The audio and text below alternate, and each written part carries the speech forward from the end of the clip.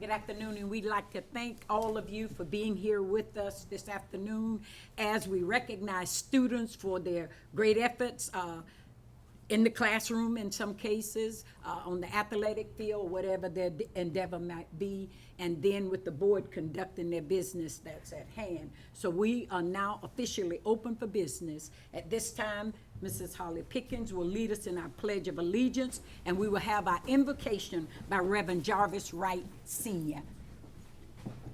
I pledge allegiance to the flag of the United States of America and to the republic for which it stands, one nation, under God, indivisible, with liberty and justice for all.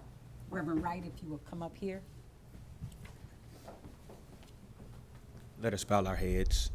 Most gracious and everlasting Father God in heaven, God our Father and our Creator, we pause at this moment just to tell you thank you. Thank you. We thank you for life, we thank you for health, and we thank you for strength. We thank you for the opportunity that you have allowed us to come together so that we may make our community and our world a better place. But Father, we need you. We need your strength, we need your guidance, and we need your wisdom. So we pray, God, that you would honor us with your presence so that everything that we do will bring glory and honor to your name. It's in Jesus' name we pray. Amen. Amen. Thank you so much. Traveling mercy.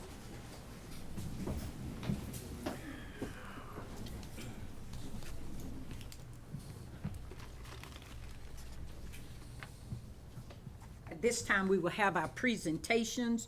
We have made just a little change, just minor. We're going to go ahead and start with the FHS AA Fall 2022 Academic Team Champions by Mr. Hedstrom.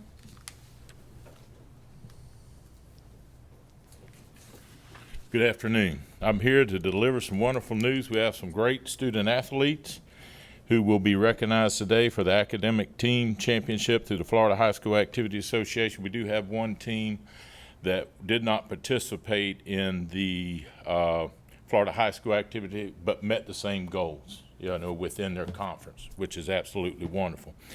And at this time, in order to have this, to meet this goal, the team has to have an overall GPA. That means all the players have to have an overall GPA of 3.0, which that means they work as hard on the field as they do in the classroom and vice versa, which is outstanding for them because they also know that they put a lot of time in at practice, but they also do a lot of time on their academics, which is very important. So at this time, we're going to have Coach Ron Whitehurst come up with the Interlaken Junior Senior High School and introduce the players, along with we have some certificates. Ron, yours is on top. Yours is on top. Okay, it starts there, should be. Come on, Coach, you ain't sitting back there. Sorry about your luck. I got to speak. You got to at least stand up here. I'm going to start with the football. Unfortunately, we're a small school, so our athletes play a lot of different sports. And so we had a track meet also today and a baseball game. So our football coach is at a track meet, and many of our track and baseball were on our football team. So I'm going to represent as a defensive line coach. I'd like to recognize that we had an outstanding season. We won the SSAC Atlantic Division State Championship, went 10-0 for the first time in history of the school.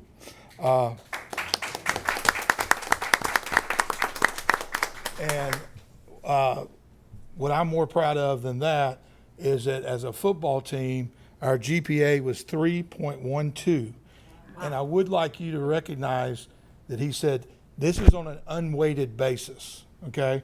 If you did weighted, it would be way higher than this, but because this is on a weighted basis of a 4.0, and for 37 kids to be having a cumulative of a 3.12 is pretty impressive.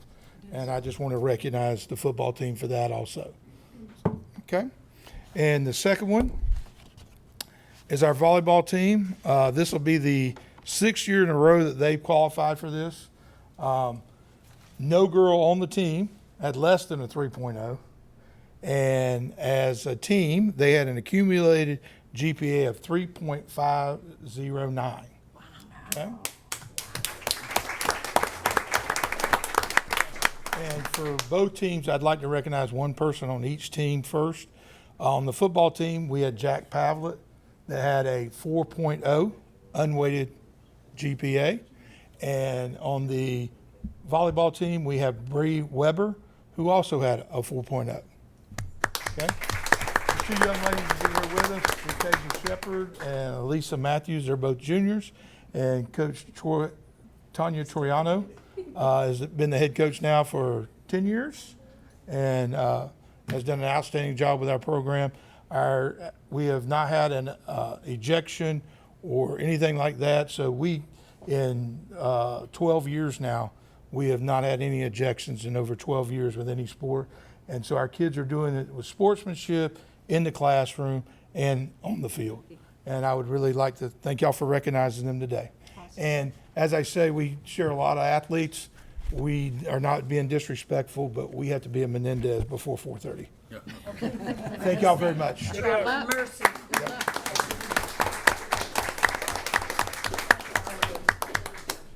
We didn't get their picture. That y'all, Can we, you got. they get a picture? She got, Okay, at this time, we would also like to recognize Crescent City Junior Senior High School. So if we could have a representative from Crescent City Junior Senior High School come up. You know, you could get in that picture with them if you would and make them take them. Yeah. Just Yes. Hi, I'm Jennifer Eubank. I am the Crescent City cross country team coach, and I am here to represent them. We brought 3 with us out of, I think, 11 young ladies. And I'm very proud of, I've been doing this for, 17 years, and this is our first, so I'm very proud of them. Thank you.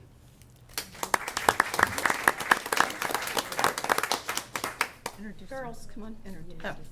Brianna Ambrose. Come here, girls. Melanie Gomez and Valerie Garcia. Hi, I'm the Crescent City volleyball coach. This will be my 5th season coaching the girls, and I have with me Laura Vargas and Eleni Carbajal. They were our captains this year. Our team did an incredible job this season, and on the court and off the court. I always tell them I have a great team. They're like my other children. I just love having them around all the time. So I just want to say how proud I am of y'all, and thank y'all so much.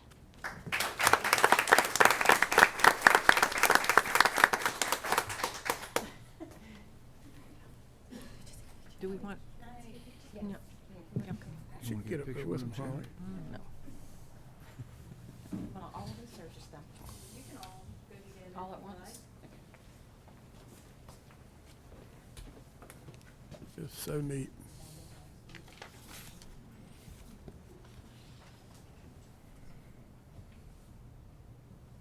Miss Jennifer. Yes. 20 years. Wow. Okay, and at this time, we would like Palatka Junior Senior High School Athletic Director, Mr. Bobby Humphreys. I didn't realize I was going to have a speaking part. Come on up, coaches.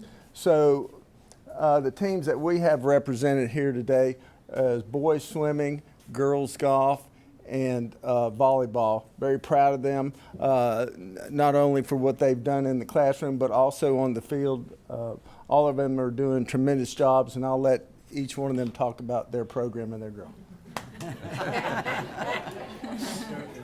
Easy slide, Coach. Yeah. I'm John Garrett, and this will be my 3rd year doing the girls golf. Oh, there you go. So hopefully we have a pretty good year this coming year. We'll have 4 seniors, and Kaylee Giddings is our team captain. So Do you want to have her sing a few songs or anything while she's up here? No, sir. Oh, okay, I was just curious. She likes to sing in public. All right. Thank you.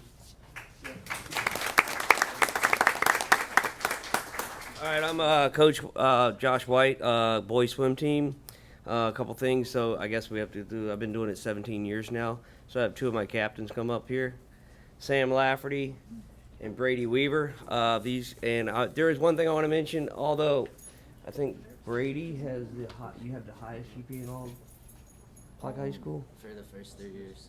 For the first 3 years, he had the highest GPA of all of Plaquemine High School. So that's an He accomplishment takes there. after his mother.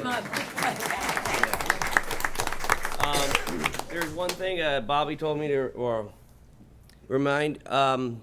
This group here, and it's probably not going to happen again, have lost one match in 4 years as a team. So in 4 years.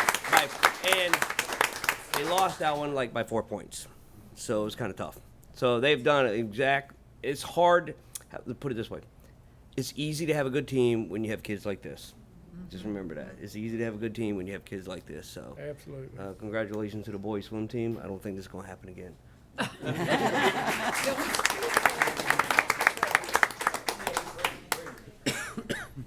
Get a picture.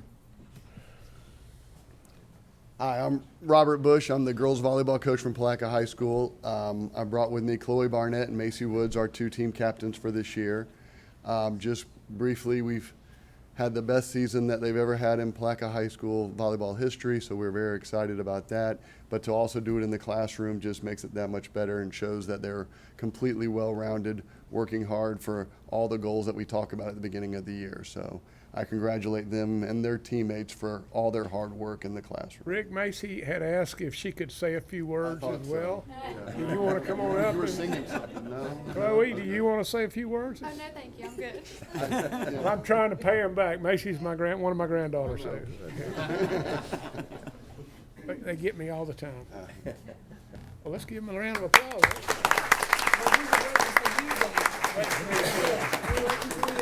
Just paying her back for all the stuff she does be at night on Facebook. Figure out who's first. Watch that Giddings girl. She's rough.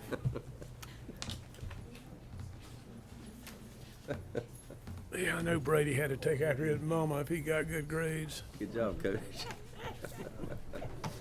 I like the way you delegated.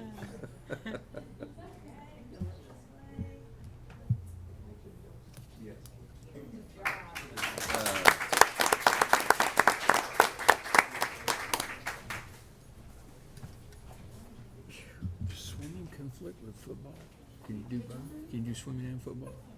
Them guys look like pair of kinda hard. linebackers. Well, you swim, you get them big old Oh, I'm shoulders. telling you. And while you're leaving, thank you so much. We commend you, and you have not let us down. You've done exactly what we're in the business to do, student, athlete. And we thank you for representing Putnam County so well.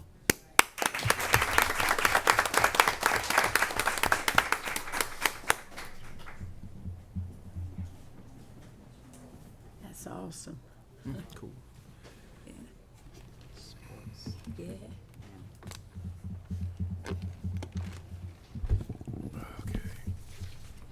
Okay. Feed the need. All right, we are now ready for Feed the Need. If you will come at this time and make your presentation. I think it's just the enter key, and that'll advance it. Okay. Sounds good. Hello, everyone. We're just so excited to be here. We just want to thank Superintendent Surrency, the board members, for allowing Feed the Need to come here, give this presentation on our commitment to Putnam County school students. So I'm Jackie Porter. I'm the treasurer of Feed the Need, Putnam County, and with me is our community liaison, Stacy Eisel, and she is going to be my support team on running this PowerPoint. Okay. So we're here to inform people who are watching this video out on the school district channel and the board members who don't know us that well, who is Feed the Need? So we are Putnam County's public schools weekend food backpack program. And that's where we come in, is on the weekends. We were formed as a nonprofit in 2018 by our executive director, Denise Bramlett, and we're providing schools with food to send home to those food insecure students every single weekend. So where does the food come from? Many different places, as you can imagine. We've received donations from community partners, churches, people like you in the community. Sorry, it keeps going forward. Bulk purchasing with grants that we receive. We apply for these grants. We purchase the food with the money that they send, and we account for all of that food. As you probably all know how grants work. So why is food so important? Kids can't learn if they're hungry. You as board members, superintendent, administrators, teachers, parents, you know, even as parents, that if your child is hungry, they're not going to listen to you and what you're trying to teach them. Same thing happens in the school every single day. That's why it's important for programs like Feed the Need of Putnam County to address food insecure children. Right, and 28% of households in Putnam County are food insecure, which that's a pretty large number. And also, you know it too, if they can't learn, they are more likely to repeat a grade and experience developmental impairments, you know, language, motor skills, social skills, and behavior. So it is very important to be able to provide the supplemental food to the students. So some of Putnam County's statistics, which are very staggering when you break it all down, because we don't think about this on a daily basis. What happens is we've got over 5,100 children below the age of 18 in our schools, in our community, that are food insecure. We're 66 out of 67 counties in the state of Florida for overall health. That means we're next to the bottom. So good food, good snacks means good health. That all equals to a better community. So our mission statement for Feed the Need, we'll read it quickly. Feed the Need of Putnam County's mission is to feed food insecure students within Putnam County schools with the over-the-weekend food. Students are identified by teachers and faculty within the Putnam County School District. All participating schools have a designated food pantry and support team to distribute food to the identified food insecure students. The basic weekend food supplied for students by Feed the Need is critical for students living in low-income households. Putnam County is ranked 66 of 67 for food insecurity, and 85% are on free meals at Putnam County School District. Feed the Need is partnered with the Putnam County School District to ensure that no students go hungry over the weekends. Currently, 800 students receive food each weekend from Feed the Need. So as the community liaison, my role was created with Feed the Need through a grant to work closely with our school pantries to ensure that the food we're sending them is going out to the identified children. If there's excess food, we want to take that food, keep it out of the dumpster, and send it to the other schools. We really just want to make sure the food is being used. And you can see a list of the different items, and if you've seen our Facebook or anything, you know what we're sending out. Right now, your front offices have a jelly drive for Feed the Need of Putnam County. So we would also appreciate you. Let anyone know in your classrooms, any students that may want to bring in, it has to be plastic jars of jelly or squeeze type jelly, but that's just one of the things of the types of food that we have going home with students every weekend.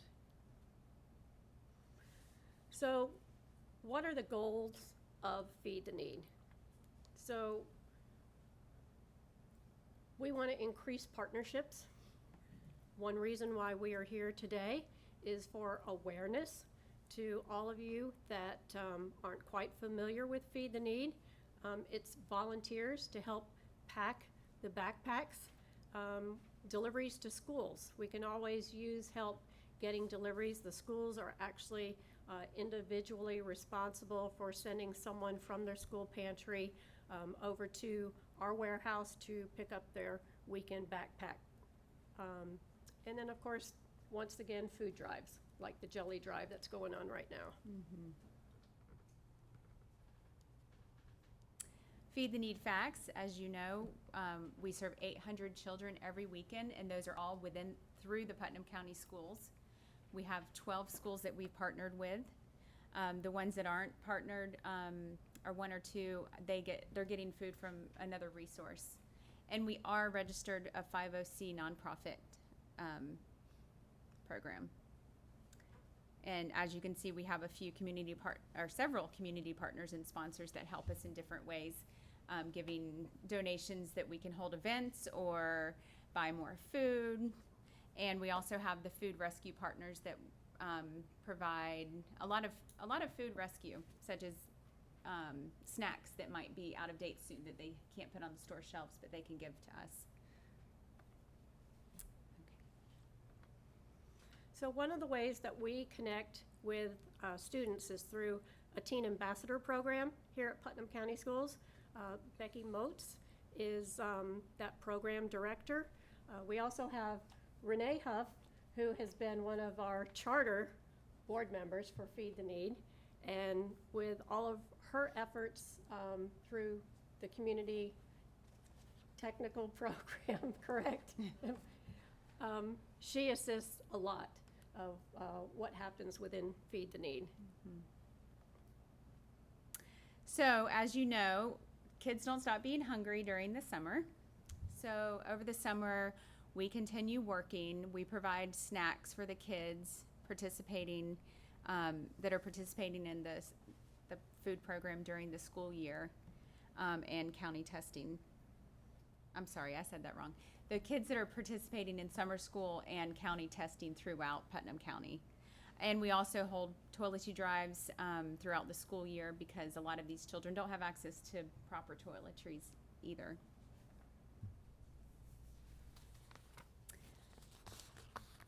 As community liaison, I'll let Stacy just tell you how Feed the Need, how we help through the schools. Okay, so we also, when we have the funding to purchase school supplies, we will also do that.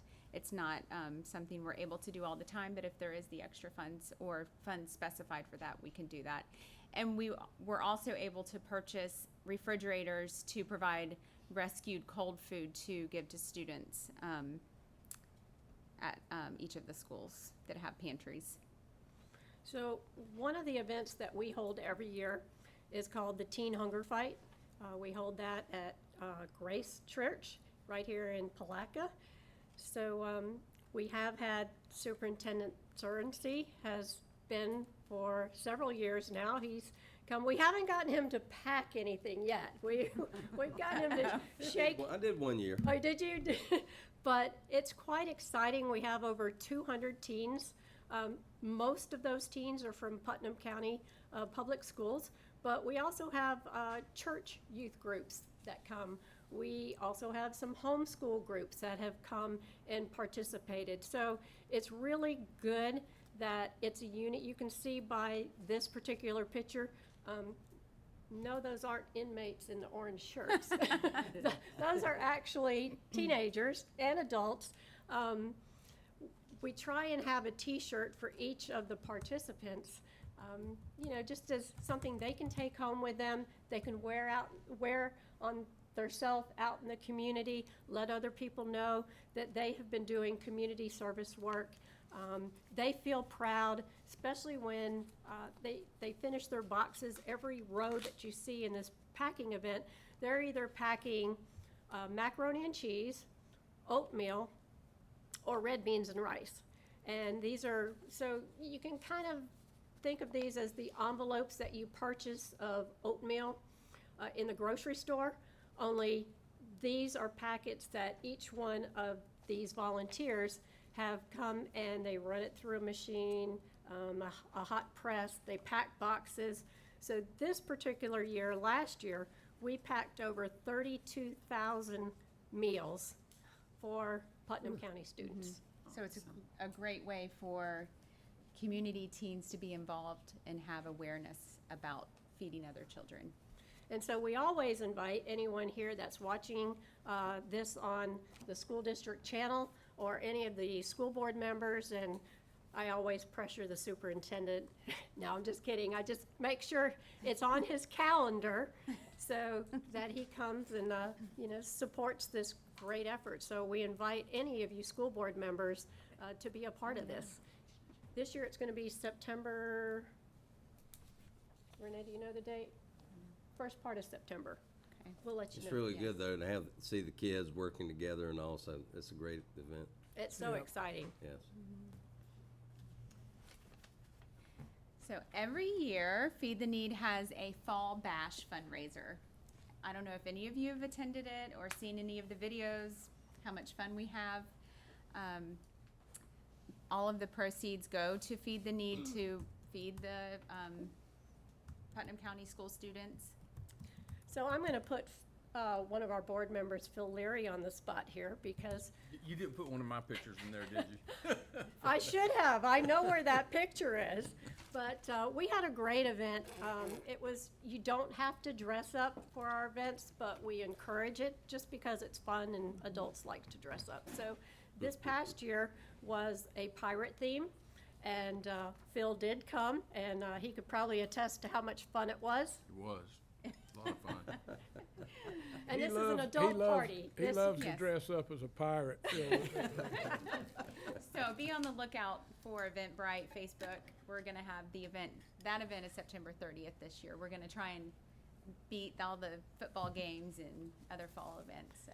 And one other thing I'd like to plug about our event is Renee's culinary arts students, right, Renee? She was very instrumental, front and center, lead the charge, got the culinary arts students there. We also had Chef Tyson.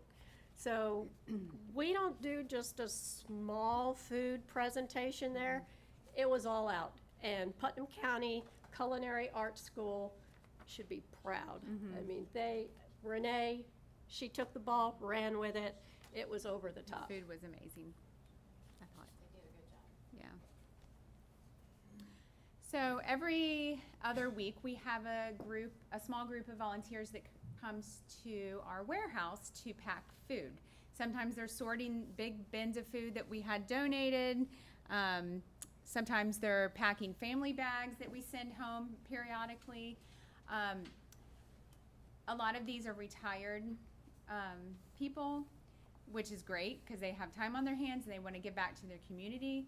If you know of anybody, or if you have a group of teenagers that can take a Tuesday morning off, we'd love to have more help. Always welcome. We do it about once a month in the summers as well.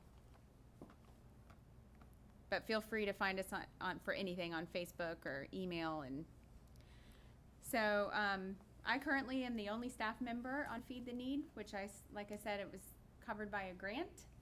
So it was a huge blessing because I'm new to the Putnam County community to find Denise and Feed the Need. Think I'm right where I'm supposed to be. And Denise Bramlett is our executive director. She had the vision. She started the mission, and she actually formed this nonprofit. And there again, yet another community business leader that is given back to the community. And she took the ball and ran with it and found some wonderful board members, wonderful volunteers, and we appreciate her very much. Mm-hmm. So I'm the treasurer of Feed the Need, And as the treasurer, Denise is executive director, all of our board members and our staff, one of the many items that we feel passionately about is transparency. Transparency on our expenditures, on our revenues, where we spend the money that's donated to us, where the food goes. And that's one of the reasons why we wanted to come before you as the school board and the superintendent and let you know we're committed, we're transparent. If you ever have any questions on anything that we do within the school district, please feel free to give us a call. Hey, everybody, I'm Denise Bramlin. I'm the Executive Director of Feed the Need of Putnam County right here in Palaca, Florida. And we were in the Feed the Need warehouse, and we have a sorting every other Tuesday morning, and we sort food. We have volunteers here today, and as you see, we have pallets of food. We have all types of food that we send out to our schools. Currently, we are doing almost 800 children every weekend in our backpack program, and we primarily provide school food to the Putnam County School District for over the weekend. We have all types of resources. Our funding comes from writing grants, from donations, from gracious people like you out there listening to this video, and we purchase with our food partners. So, you know, we could not achieve this mission of Feed the Need, of feeding children over the weekend. There is no funding in the Putnam County School District to fund this. Our county is Title IX. Every child is entitled to a free breakfast and free lunch. That does not include weekends. That does not include Saturday and Sunday. So thank you for listening and seeing what we do in the Feed the Need warehouse. And hope if you're interested in finding out more about us, that you'll click on our website, follow us on Facebook. We're Feed the Need of Putnam County.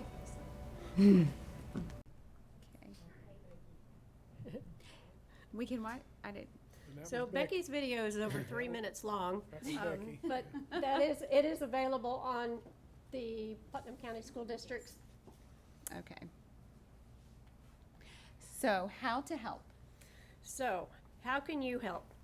Both at home, within the schools. Stacy has been to each of the schools throughout Putnam County. She has gone, toss the you're ball to talking you. about me. I was like, yeah. I've been to all of the schools that we have pantries in, checked them out, met everybody that is involved in the pantries. Most everybody is pretty excited about what they do, and they feel great about giving the food out, and they're excited to show me how it's organized.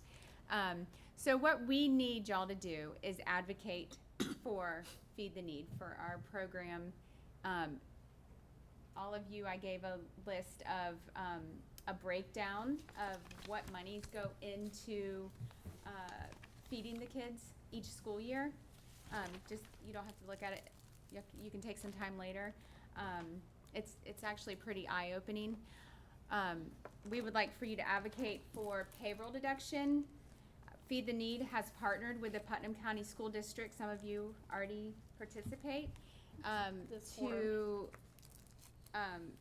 have any amount deducted from your payroll. I know that seems like a big ask, but it's really not. If it already goes out, you don't see it. And I was able to get all of these in the break rooms at all of the schools, and this one will be in the break room here in this building as well. And has the slip in it. You'll fill one out, and then it will be sent to their administrative. The executive secretary. Executive secretaries will take care of the paperwork for you. Yes. And then other ways to help, as you know, volunteer, donate shelf-stable food, and if you're curious as to what, check out our website, and we have all of that. Organize a food drive with your church or your class or your sports team or your Bible study or anything like that, or just your friends. Participate in our fundraisers, which the Fall Bash is a lot of fun, so don't want to miss that. And then subscribe to our newsletter. We send out a monthly newsletter with information about what's going on. And share it with your family members. Yes. You know, I know there's a lot of sharing that goes on social media. But we've got an awesome newsletter. Stacy and Denise put that together every single month. It's very informative, very eye-opening, and it's actually fun to read. You know, we get a lot of emails, and you as board members and the superintendent, but you'll be surprised. It's an exciting newsletter every month. Thank you. Thank you. Okay, so you can find us on Facebook and the website. Definitely follow us on Facebook if you don't already. And you'll see Phil's picture out there, dressed as a pirate. Maybe I'll find it and put it right on the front. There you go. They don't make you go. So, and then of course all the ways to contact us. Keep it off there. But thank you all so much. I know that was a lot to listen to, and we really appreciate Right. the time that you gave us. Stacy, you're new to Putnam County? Yes. Do you mind saying where you came from? I am born and raised Jacksonville. Okay, that's close So enough. this is a whole different culture. Yes. Well, You probably, for the better. you probably are aware, but we are a Title I school district, which has to do with the number of students who live below the poverty level. So everything you do is very important. Yes. Thank you. It means a lot. Thank you. you for what you do. yeah, Thank you for very much. participating with Appreciate us. it. Even if they don't say so, I know they appreciate it. Yeah. And these go to our district Yes, or persons and they'll get it yes. taken care of. Yes. Probably turn them Thank into you so much. Yeah, just give them to Susan. Yeah. I'm sure you don't, but anybody have any questions? Yeah. Okay. Thank you Thank very you. much. Thank you again.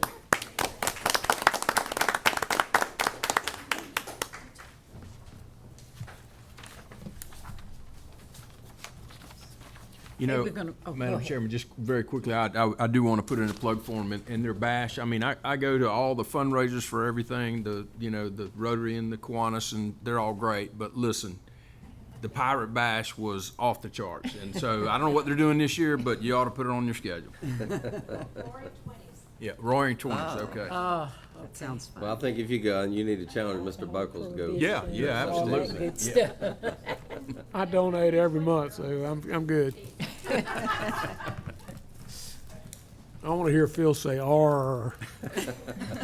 R. Again, we thank you for what you do. At this time, we're going to make another call for any public comments. Any public comments? We do have, yes, sir, I have yours. I was going to add it with it. All right.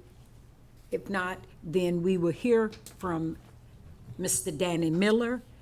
He will be, he's representing, well, the organization name that he's a part of is the Fruitland Peninsula Historical Society, and he is going to be talking about historic Miller Middle School in Crescent City.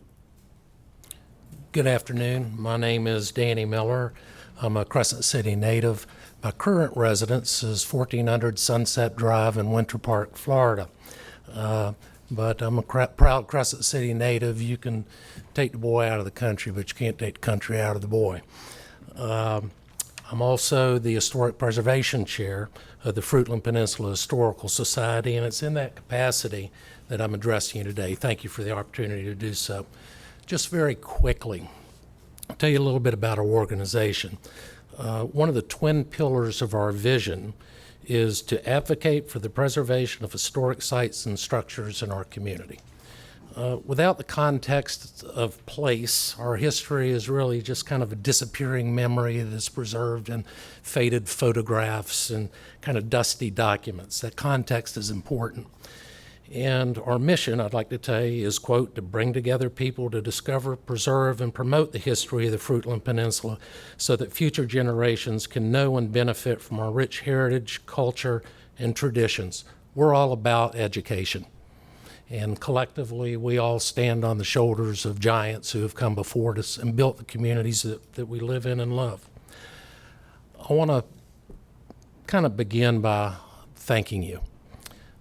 With your help, we have occupied the former media center at Miller Intermediate School for 2 years and have established a thriving organization there. In those 2 years, we have grown from 15 to 170 members.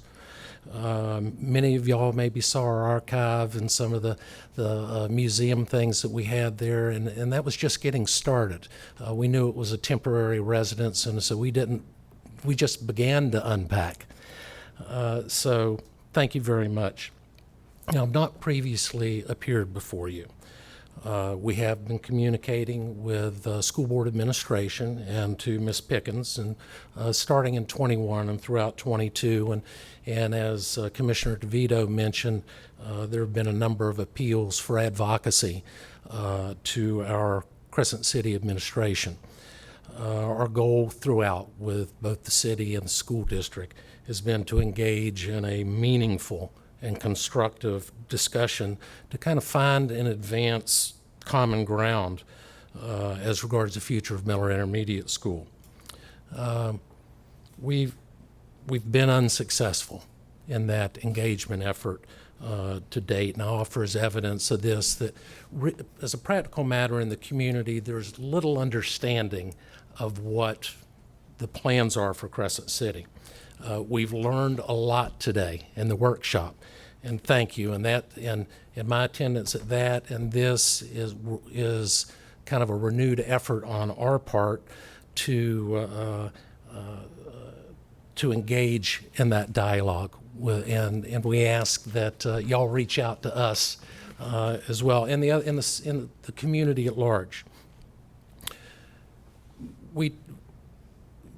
Y'all received a resolution of the Board of Directors of the Fruitland Peninsula Historical Society late last week, and we had two issues, and the one about the location of the school was discussed very thoroughly. I'd like to echo the comments that I think Mr. Leary made, that school was built in a different time. Folks walked and biked to school. It's in the middle of a neighborhood. 4 generations of my family did that, walking and biking to school. And now, as we know, many of them are bused by car. And so, secondarily, if a larger school were put there, we fear that would be inconsistent with our historic Crescent City Life Between the Lakes theme of the Crescent City redevelopment effort and our designation as a Florida Main Street community. Now, we heard at the workshop the good news. Perhaps there might be now a preferred location outside of the school, and we're excited to hear that. Mr. Mayor, let me interrupt. Yes, sir. Madam Chair, No. did you want to extend his time? Yes. to Oh, 3? I'm sorry. He had already written it on, and I'm sorry I did not Okay. get that. Thank to you. you. I'll We try to said move we it along would- That's quickly. fine. I I'm just want to sorry. make sure she heard the bell. Thank All you. right, thank you. There's a second issue that wasn't touched on, I think you should be aware of. We all know that this is, the Maid Administration Building is a historic structure of local significance. And certainly the school owns the property and has long vested rights in the property. But as we at FPHS understand it, it would still be subject to the Crescent City Land Development Code with due deference to state school construction standards and to the Crescent City Historic Preservation Ordinance, and I'll quote in part, places special emphasis on ensuring that new construction shall promote the historic architecture of the city. We're very pleased to hear that that is still in the conversation. We're not aware of any beginnings of compliance with that Crescent City Land Development Code. And we heard today that there's not yet a site plan and elevations and all that kind of thing. But authority perhaps exists within that Land Development Code to not allow a permit until the new design is actually approved. Now, I say that because there's naturally concern when the DOE demolition application was approved on the meeting of the 21st. Frankly, we found this troubling. And there's also, and very informally, been previous assurances that the architectural design of any new construction would be sympathetic with the historic character of the neighborhood, and perhaps even the facade would be retained. So it seems to kind of get a little ahead of ourselves by filing that DOE demolition permit. One quick comment I want to make. We've, at the FPHS, have been seen as perhaps a lone voice, and we wanted to gauge the depth of the sentiment in the community about this issue. Friday night, we launched a change.org online petition. I'd not had any exposure to that. When I checked just before I came in, just shy of 4 days, 800 people have signed that. Now, not all of them live in Crescent City, you know, it might be South Putnam, Putnam County, but as I looked at the names of the people that had signed, for the most part, it's people with very, very deep roots in the community. And so I offer this as an example that there's tremendous breadth and depth of sentiment in the community to save that historic structure. So to close, what specifically what we ask of you? Well, the goal is to perhaps locate the school elsewhere, and there was conversation about that. We want to save the historic school. And if that is not possible, we want to ensure that the footprint and design are in strict compliance with the city's land development regulations, again, with due deference to state statute, and consistent with the vision and objectives of the Crescent City downtown redevelopment that emphasizes historic preservation. Again, we recognize that you have vested rights in the property, and we ask that you please be ever aware of the responsibility to be very sensitive to the other than educational wants and needs of the community you serve. With all that in mind, would like to respectfully suggest that you ask that the DOE demolition application be suspended until this is all sorted out. Thank you. That closes my comments. I appreciate you giving me the extra time. If there's any questions, I'd be happy to respond. Thank you so much. Thank you, Mr. folks. I Miller. appreciate it. Thank you. Okay, and we don't have any other comments. Okay, so we are now ready to move to the consent agenda. We will start with you, Mr. Leary. Do you have anything you want us to put? Madam Chairman, I'm good. Okay. All right, Mrs. Wagner. I just wanted to pull F7. All right. We're pulling F7. Mr. Buckles? I came in early and I got things under my report I'll bring up, but this is all fine. Okay. Mrs. Holly Pickens? I'm okay. I'm fine. Okay, and I am okay as well, okay? Madam All Chairman, I'll make a motion, we accept the consent agenda minus F7. Second. All right, it's been motioned by Mr. David Buckles that we accept the consent agenda with the exception of F7, and it was seconded by Mr. Phil Leary. All right, are we ready to vote? All in favor, let it be known by aye. Aye. Opposers, hearing none, our motion carries. Mrs. Wagner. I just have a very simple question. This has to do with the data center switches. Mr. Sermon is here, our he's purchasing specialist, if he can Well, answer any questions, and yeah. it's really, I think, a fairly simple question. There's the contract, there's a official quote, there's no price on any of it. I was just wondering if we have an amount for all of these items? No, the prices were kind of redacted. We don't want a competition to come in and see what another vendor proposed. That would mess up the sole source if that happened. Okay. Yeah, I was just asking if there was a purpose in not having it. I wasn't sure. So if there's a purpose behind that, is there a way that board members can get that information? Yes, I can get it. I have nothing else, then I'm fine. Make a motion that we accept it. And how can, you can provide that individually or at a, Yeah, I can, you wanted access to the pricing, is that what I'm hearing? Yes, and I'm fine with getting it, maybe before our next meeting. That's fine, yeah. And in the future, we can attach that on board docs under administrative where it's locked, where only you have access. Okay, that'd be great. Good. So just see Horace or Susan, and we can provide that for you. Okay. Thank you, Horace. Thank you. And Madam Chair, I make a motion that we accept item F7. A second. All right, motion by Mrs. Linda Wagner that we accept now item F7, and second by Mrs. Holly Pickens. All right, are we ready to vote? All right, all in favor, let it be known by aye. Aye. Opposers, hearing none. Okay. And I don't believe we have any emergency items. So we will go, all right, we have, nope, we have no emergency items, no unfinished business, and no new business. At this time, we will go to our reports. Mr. Leary, we're gonna start with you. Thank you, Madam Chairman, and I'll try to be brief, and actually, I'm going to send an email summary to the superintendent and the board on my work in Tallahassee last week.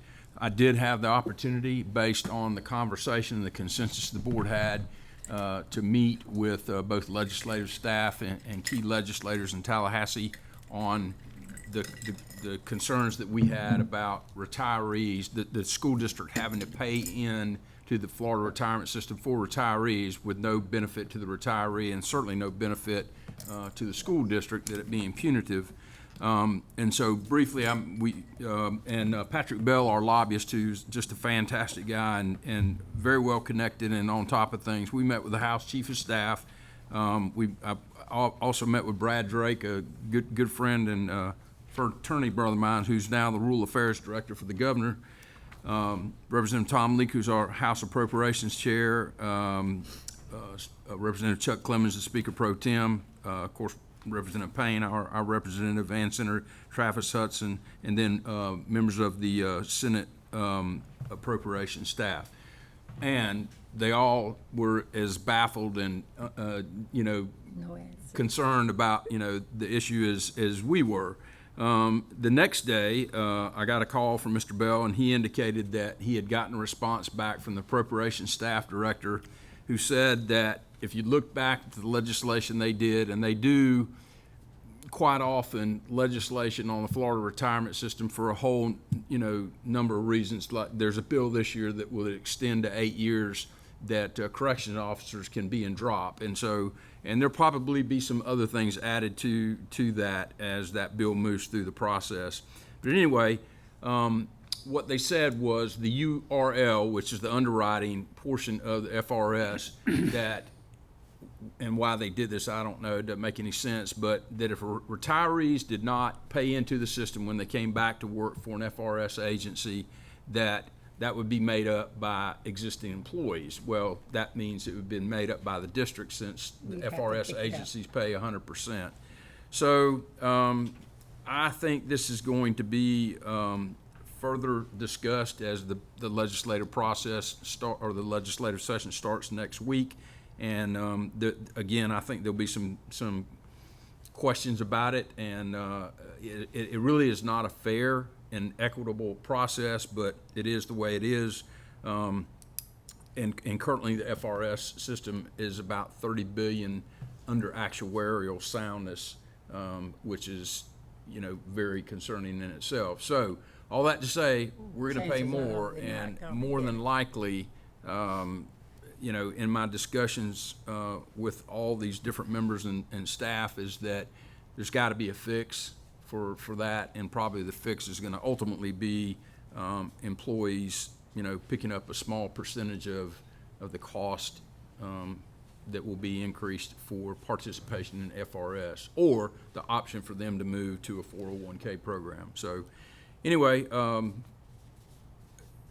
absolutely, was very pleased with the outcome and the opportunity. And while I was there, I also had the opportunity to plug our funding for our high school and our CTE program, and got some very positive response. So I'm looking for a very good year for the district in the appropriations process. I appreciate you going up there. Mr. Leary and I had consulted about this, and Mr. Bell, and I think it was very instrumental you going up there and having those conversations. I think that was very meaningful. So, and thank you for checking on our appropriation request. And he called enough names that I'm inclined to believe he has a key to the executive restroom.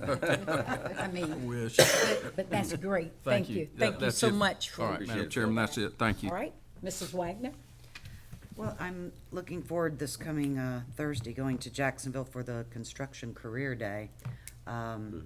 I really want to look into that. I've got some friends that have apparently paired with Putnam County previously with DOT that encouraged me to go to some functions and get to know more so that I can help them even be a liaison with Putnam County. So great. I'll be going to that. I also wanted to just bring up I believe Mr. Leary and several others, And the chairwoman. okay, yeah, Yeah, that's she what. was there. Yes, I saw their name tags laying on the table at the Incubate debate, but I never got to run into them. So we were judging the debate competition recently, and it was just astounding. The depth and the analysis that these kids did. They were, the ones I was in anyway, were roundtable discussion, and it was like watching the old Sunday morning news shows where you had the roundtable. Is that the one at QI? Yes. Yes, yes. Oh. Yeah, QI Roberts had a team. Right. And during the both sessions that I was a judge on, I did not even know which kids were from Putnam County and which kids weren't. And I kind of liked it that way because I didn't want to even appear impartial. It was very interesting to see just the analytical abilities of these kids. Some of it got quite political, but regardless, we were judging on their presentation. Our judges had to have a round table themselves because we did not agree. And I was really arguing about that because I said, we're supposed to be judging them on this, and they were judging them on accuracy of content. And so I really talked to the fellow that put this together, Mr. Fishback, and I asked him, I had a long conversation, I asked him, how much are you doing in Putnam County? And he said, I think he's with one other, they normally do high schools, they don't usually do lower grades, but he's only with one or two in Putnam County, but that he would like to expand it. And in speaking to him, I'd come to find out he lives in Madison, where I was raised. So we had a lot to talk about, but he was really interested in that and said to reach out to him if we had any other schools wanting to participate. It's a free, that's the thing that really interested me, is it's no cost to the district, no cost to the schools, other than they just need a person to sponsor it and be in charge of it. And just seeing the kids, the least of the kids were better than what I ever was at that age, and it was just really impressive, and it was all positive. They were a team. They encouraged each other. It was just really, really a good function, and I'd love to see that expanded, if possible, to other junior, senior high schools. That's great. How many different counties were involved? Bowles, St. Well, John's, and Putnam. It was Duval, St. John's, and Putnam counties, Yeah, and there but were. Bowles had the bus. I think there were 6 teams, and then our team was the QI Roberts, who I didn't know who they were either, didn't and I either. still don't know. But I did talk to the guidance counselor there. She was the sponsor, and she was really excited about what they were doing. And yeah, I mean, I could take that group up to Tallahassee, and they could compete with the legislators in their debate ability. It was pretty interesting. That's great. Yeah. You could tell they had done their Lot research, of their work, yeah. homework, their presentation. They were dressed. They very supportive. They listened to each other because they would come right back and say, Miss So-and-so, you said, and they would quote the person. It was just phenomenal, to say the least. First time, and it was awesome. Mr. Buckles? I'd like to start off by thanking the superintendent and the staff for getting us kicked off on this issue today with the construction. It's going to be a long road, and it's going to be fluid. It's going to change. You're going to hit roadblocks. You're going to hit stumbling blocks. But in the end, we got kids that aren't even born yet that'll be attending these schools, and it'll be a really good thing. I was very, very pleased to meet with you guys a little earlier and discuss a few things. But with that, I had a couple of things that I wanted to bring up. One is our athletics, and Holly would be sharp on this, and I needed Tanya's advice as well.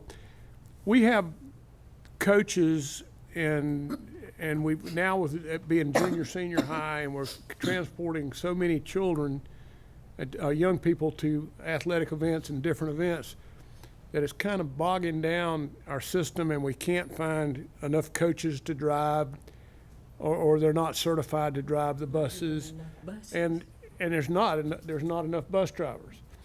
I just would like to just maybe throw it out, and Tanya's sharp enough that she can figure this out pretty quick if she could get with transportation, and see if there's any way we could do like a para to pro, more rapid situation of hiring bus drivers. And I've actually had that conversation this week. And, okay, so if we you're are- working on that, it's really something that I did a little investigating myself after finding out that parents are driving kids in their own personal vehicles, other people's children and things like that. But anyway, if you're on top of that, you're working on it, I'll get with you. There's no need belaboring the point. We just need to find a way to either contract with Rent-A-Van, or whoever's in town, and let them show up, because it's tough. And from what I understand, it takes long enough to hire and go through the paperwork and train some of our bus drivers that they find other jobs in the meantime and they give up. So there needs to be an expedited road. So you guys are working on it. That's what I needed to know, and that's good. That's a great point. And you saw today here before us a return on our investment. These young people are doing it, so.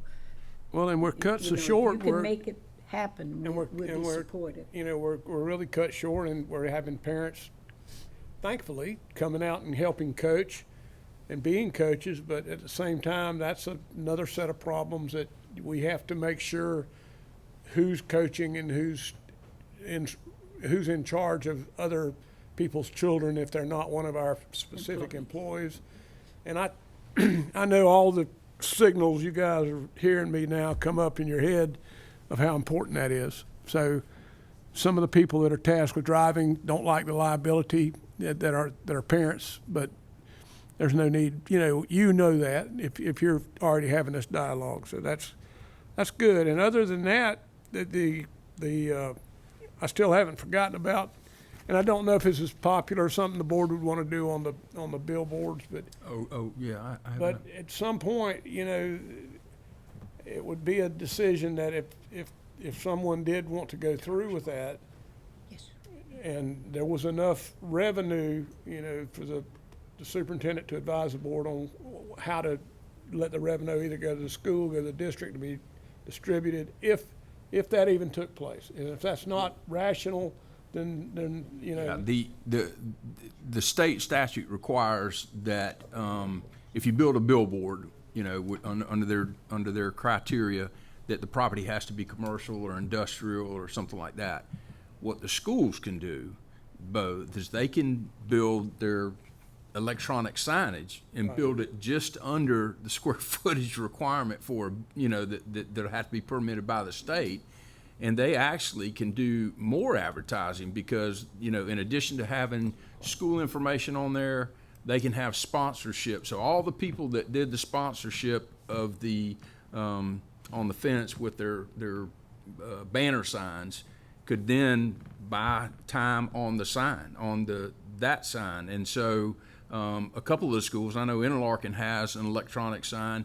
It just would have to be, and we ought to, with the new school construction, this is something we could think about and do, but it's a much cleaner and a much easier process. And I talked with our council about it, and she agreed. I mean, long as it's sub-threshold to the state requirements. Well, with your background, Phil, and I was pleased to know you were in Tallahassee because of the many years you and I, you spent time with me up there as well, but it's just an idea, it's just a thought, and it's something that in the event of something in the district, the district office can ask for things to be put on the sign and flash it, and it's just.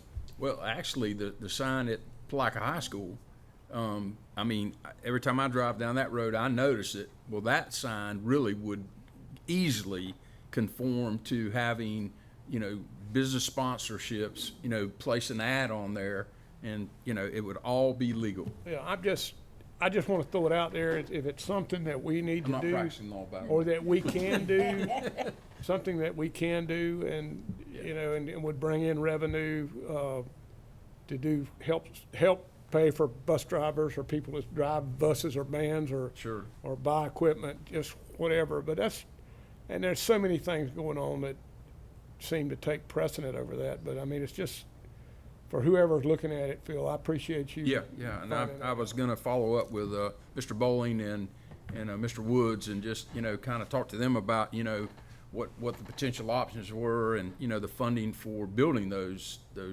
electronic copy signs, which are, you know, what, if you notice, if you'll go to Duval County and some of these other bigger counties, you don't see the standalone wooden billboards anymore. You see the electronic individual pole. Right. And that's the wave of the future. Well, that's kind of what, you know, before you were a board member, we had discussions and dialogue about that, but with But your we can do it. expertise, it's just food for thought. But I'm really excited about seeing the construction and what's going on. That was pretty neat today, and I know we can't make everybody happy in the decisions we make, but I'm sure pleased with seeing us get started, Rick. I appreciate all that, and kudos on some of your personnel placement. I think it's going to be really good changes. Great, thank you. That's it. All right, thank you, Mr. Buckles. Mrs. Pickens? Well, Mr. Buckles, when I started out, I drove the school bus as a 21-year-old. I remember. I can remember driving to New Smyrna Beach and thinking, wow, I am in charge of all these kids behind me. It was pretty overwhelming, and coming across the Dunn's Creek Bridge before, when it was the old bridge, and a semi passing me, I, at that point, asked if I could cancel all games going north of Crescent City. So anyway, I do believe our coaches probably are better drivers than I was at 21. But I did it for quite a few years and got pretty good, especially at backing them up. I'd just like to, I enjoyed the CTE, the auto mechanics celebration at the Panther Den. The food was great. But more importantly, Beck's and Lowe's really turned out for our kids, and it was wonderful. And girls and boys, so polite. The boy, that's one thing that I noticed. They were so respectful of the adults that were there. They talked to the adults that were there. It's a great program. Mr. Garrison, I don't know him personally, but he is really high up on my chart because he affects our young people very positively. And then I got to read at Middleton Burney for Black History Month. I went in 3 different classrooms, and again, I was amazed at how wonderful our kids behaved and their questions, and they were right on task. It's wonderful to see school in action, and I really enjoyed it.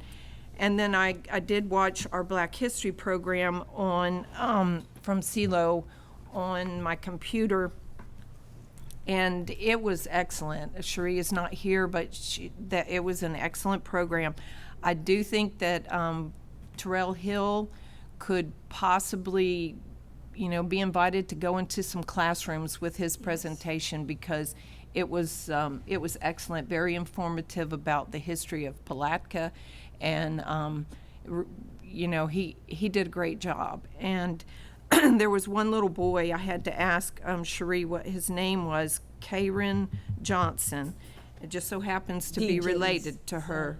But boy, did he did an excellent job, and so poised and mature for his age. I kind of expect really big things to come from him.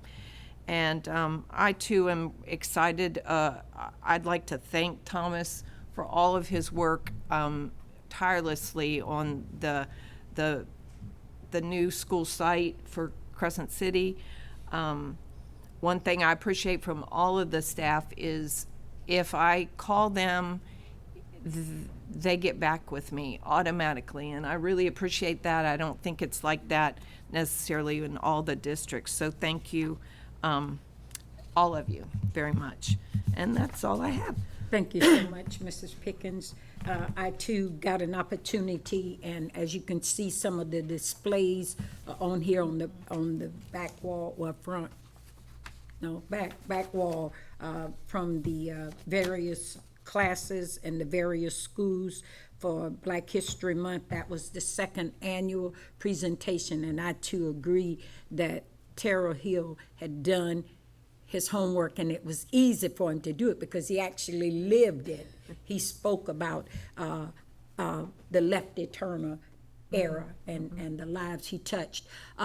As he was sharing, I kept wanting to pop up and tell him something because my mother was on the girls' championship basketball team that Lefty Turner coached. And so just he had a wealth of history and the way that he presented it.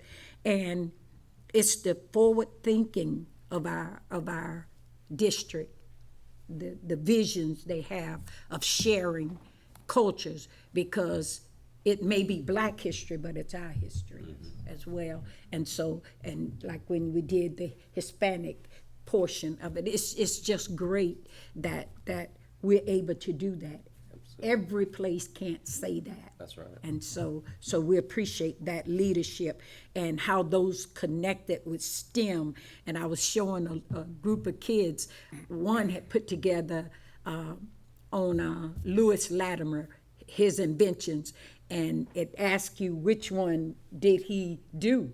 And you actually would put in the little stoppers there, and it wouldn't come on until you hit all of the above. And they thought that was just so neat, great. I thoroughly enjoyed. I did get an opportunity to go to Middleton Burney with Mrs. Pickens on Thursday.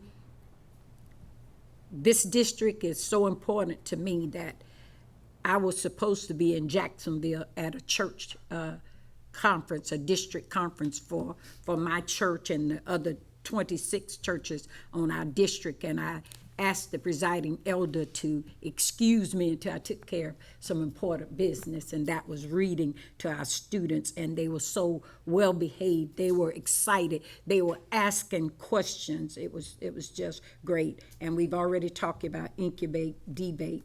The final thing I'll say is in regards to Brown and Pierce Elementary School, which is only a stone's throw from my house. I couldn't say that fast because it would be a tongue twister, but we mentor my sorority, Zeta Phi Beta sorority. We mentor a group of 5th grade girls, and let me tell you, it was quite an experience, and that keeps me grounded and constantly reminds me as to why I went into education. They were interested in what we had to say, and we were interested in what they had to say. And so we just want to thank the schools for letting us come in and be a part of it. And I did text Mrs. Drew because we helped them with picnics, whatever we can, whatever we can, not to boast or brag. But she said, thank you for what you do or something. I say, you know we love Brown and Pierce, don't you? And she just texts back and say, we know it. And so it's just great to be a part of something that's great. Thank you. Madam? Actually, I don't think I have anything to report at this time. Nothing at this time. Thank you, though. Mr. Superintendent? Well, I'll take her time then. How about All righty. I'll fill her time. We'll add that on. Yeah, I want to thank Mr. Bowen. I'll tell you, if y'all knew how much time he spends, I think he wakes up in the middle of the night and does some work on this, but he definitely lives and breathes this, and the cooperation he has with our architects and our staff. You know, this stuff changes daily, so he is on top of that, and really appreciate that, Thomas. And speaking of workshops, we do have the insurance committee workshop that was going to be today. We've rescheduled that to March 21st at 2 p.m. And I know Susan will send you some additional information. But I know Mr. Leary had requested that, so we're going to provide a lot of information on that. And I know a lot of that's going to be about possibly self-insurance and that type of thing. So we definitely have some information to share. The calendar, you should have received a calendar with some updated meeting, some changes. And there is one on election day, but I think we'll be okay there. I don't think anybody here is running for re-election, but anyway, it's on election day, so vote early. Don't vote often, but vote early. Couple other little things. Our educational foundation, has been very active. We actually met with the one of their board of directors and their executive director yesterday. I believe it was yesterday or the day before. I lose track.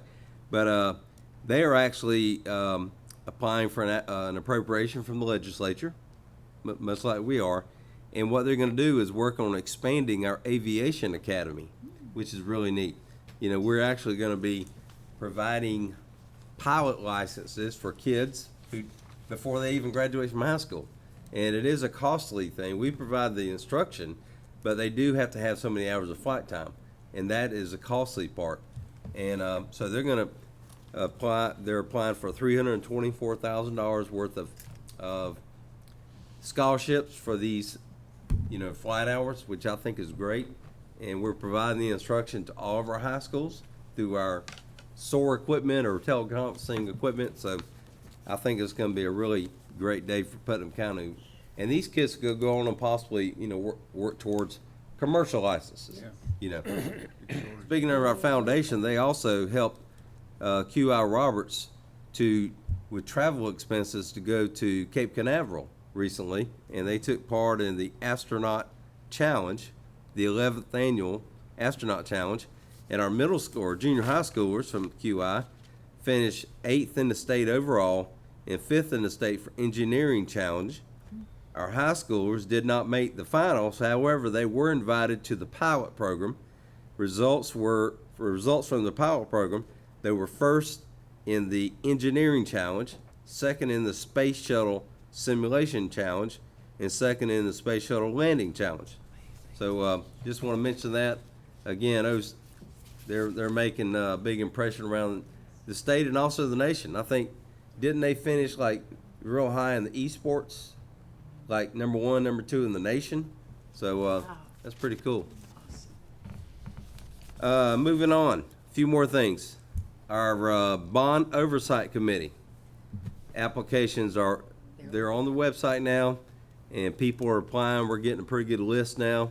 I think the deadline is March 15th, and Ashley McCool will be getting with you. And as you remember, you can choose 2 people from that list, okay, to represent the oversight committee for, I believe, it's a period of 3 years. And I also get to choose 2. Okay. Product of Putnam, which we do every year. Remember those in 7 different categories. Those applications will be available possibly tomorrow on Facebook, our Facebook and our website.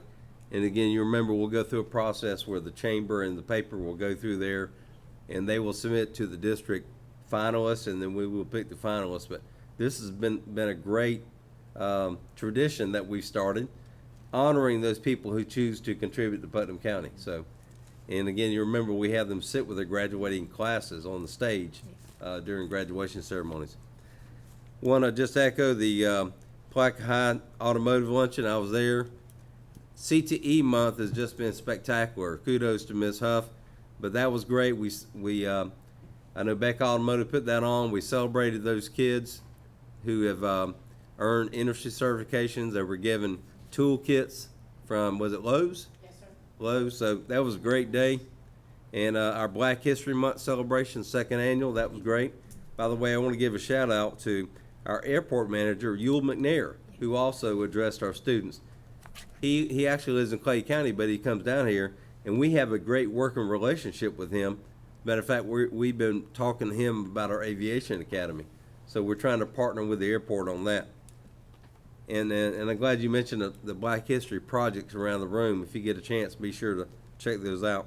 But I just want to thank Renee for CTE month.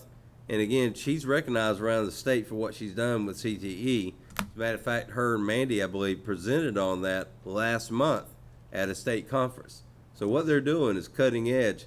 I know they go out and they feed our CTE teachers and just show an appreciation. So did I leave anything out, Renee? I know there's a lot of things, but that's kind of the overarching. But CTE is really big in our district. Also, yesterday in our leadership meeting with all of our directors, I always have them report out, like, what's going on with you right now. And I told them it's kind of neat to hear a lot of our directors are talking about other districts are now coming to us, asking us how we do things. Matter of fact, we have the school district of DeSoto County is coming tomorrow for the second time to visit our schools. They have a number of schools that are in state turnaround. As a matter of fact, we have 0 schools in state turnaround. So they're just coming to see some of our processes and all that. But Laura, I know we had a number of directors report out about other districts calling on us about different things. So that just, to me, that says a lot about our district. We've become not only state known, but nationally known. So kudos to everybody. And finally, I just want to point out, we've had a few administrative changes, and I've shared that with you guys, but I just want to say it publicly. First of all, the principal at Brownie Pierce Elementary, Diana Drew, has been named as an administrator on special assignment in our student services department, and she'll be working alongside Mr. Hedstrom.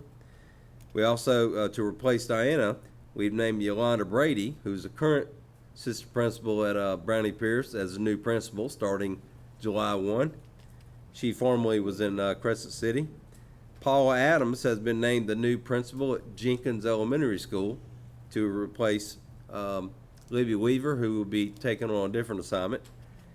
And J.T. Stout, who's the principal at Palaca Junior Senior High, has been named the Director of Secondary Education. And again, that's a lateral move, and he'll be assisting with supporting our high schools in a number of activities. And to take his place, Kathy Oyster, who grew up here in Palaca, has been at Kelly Smith as an AP, has been a high school administrator. She's the new principal there. She's actually on site now. She's working alongside Mr. Stout, and she will officially take over July 1. And also, we are advertising for a chief financial officer, who we plan on bringing on early. Miss Odom will be retiring in about a year. We want to bring somebody on and have that smooth transition, because that is a big job. So that we're doing a national search, and we'll keep you posted on that. And finally, we are advertising for 3 new assistant principals to fill the vacancies of the ones who were promoted. So that will be an ongoing process, and I'll keep you posted on that. So that's all I have. Thanks for loaning me your time. Ms. Leary, yes, sir. Quick question, Mr. Superintendent. So if we were able to get the drop extended for 3 more years where they could do 8, would you think we could get her to stay 3 more years? Renee and Miss Odom. She has a cheesy grin on her face. I'll sure ask him. Sure ask him. Yeah. There you go. There you go. That retirement thing is not what it's cut out to be. Yeah, I'll it's just tell you not. that. No, it's not. Yeah, I failed at it dismally, so just think about that. I'm doing great at it. She's. I was kidding. Yeah, she's. You got another plan, don't you? You enjoyed it, right? I'm enjoying retirement. Yeah. Well, you're sort of retired because you're here. Yeah.